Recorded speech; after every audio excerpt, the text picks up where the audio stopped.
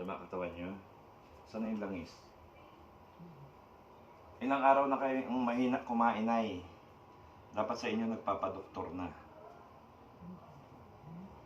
Ha? Kaya nga, dapat nagpapadoktor kayo. Huwag kayo matakot. Ayaw nyo kasi sumama sa doktor eh. Baka niya, hilutin ko kayo.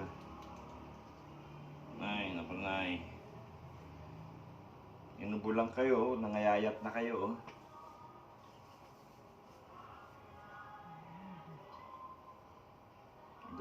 Huwag niyo pigilan. Pag hindi nawala yung ubo niyo, mangangayayat kayo ng todo. Ang laki na ng pinayat niyo. Ay, nako. Takot kasi ito sa doktor tong biyanan ko eh. Hindi mo talaga maisasama sa doktor to. Makita pa lang hospital, wala na. Nanay! Ay, nako. Ilang araw na, kung hindi pa kayo subuan, hindi kayo makakain.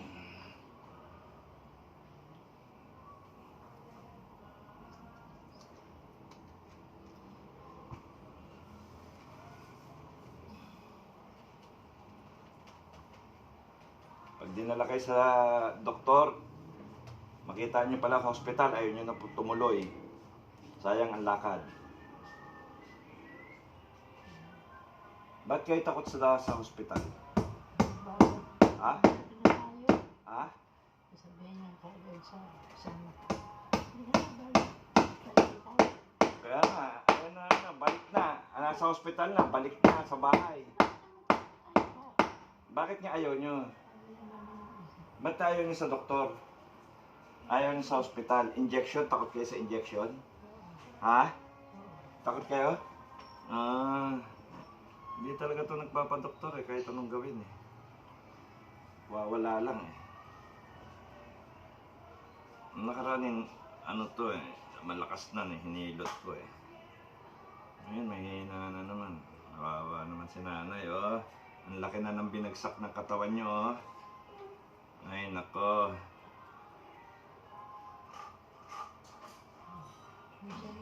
Ha? Nakahiga ako sa... Kaya nga, tapos matulog kayo, baluktot. Nakahiga Minsan kasi to 2 days ayaw matulog. Lakad ng lakad. Yung ganyan, nakahiga na ako sa hagdanan. Minsan binabantayan ko, pag tabingi, inaayos ko ng ano to eh. Ng higa. Minsan napupuyat ako.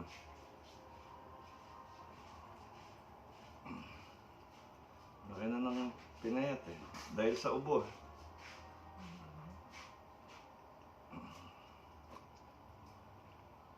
Takot kasi sa injection to si nanay eh. Hindi naman ako. Ha?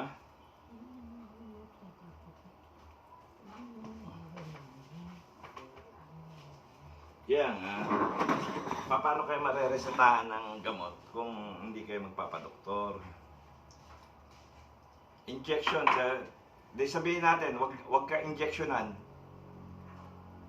Wag nyo injectionan ha. Okay sa inyo. Pa-check up tayo ng Wednesday. Para mawala yung ubo nyo. Hindi kayo gagaling pag hindi kayo nagpunta ng hospital. Hindi kasi ako Hindi. Ang hirap talaga. Hindi kayo ganyan. Alin lang hindi kayo ganyan. Angat yung paa nyo.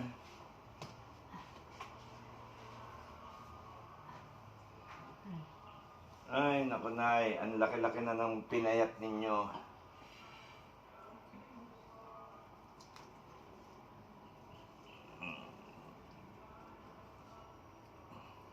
Dati ang lakas nyong kumain. Ngayon, ang hina-hina nyong kumain. Ay, teka lang yung kanin ko. Baka nasa tulog na.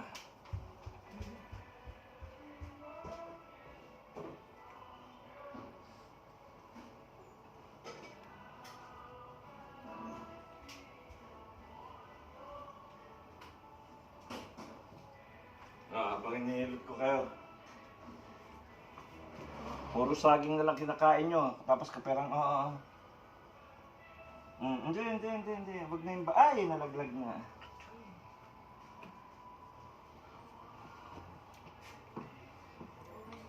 Ang hirap to, minsan, saan dumudumi. Nanay. Yung dumi pa, pinapahid nyo sa mga unan. Ay, nako. Pero kailangan, alagaan natin. Di ba, Nay?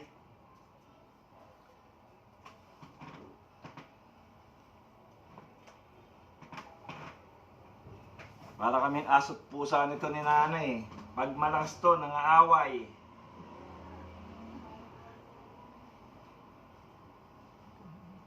Ang hina talaga, oh. Dapat talaga, Nay, magpa-doktor kayo eh.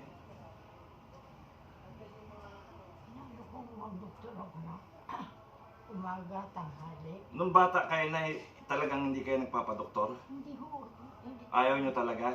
hindi ako lang ano ho. Buti gumagaling kayo.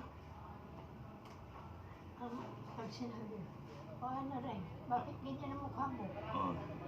Sama ang mukha ko eh. Hirap eh. Hindi mo naman makatignan ng ganito lang, makaawa ka. Pero talagang hindi mo kayang pilitin magpa-doktor. Ako ka lang ganyan sa halaman.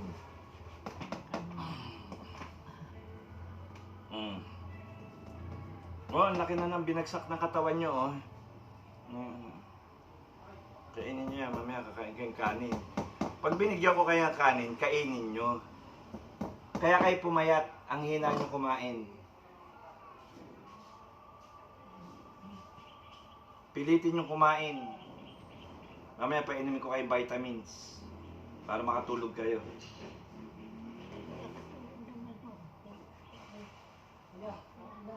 Nakatulog kayo. Umaga, gising kayo. Pinagbabagsak nyo electric fan, bagsak. Kutsara nila, pinililinya-linya nyo sa hagdanan, ay nako, plato. Mabuti ko. Ano mabuti ron? Hindi. Askas. Parang mga plato dyan na natin isa. Salamat. Ay, nako. Binidyo ko para ang dilim ng natin eh. Kaya yung mga ganito, alagaan natin, kawawa naman sa. Ito yung biyanan kong, pag malakas to, sungit na ito. Di ba, Nay? Babay na kayo. Babay na kayo, may video kayo, makikita kayo ni Vicente. Ang ganda ng ito. Ang taba dati yan. Bye-bye.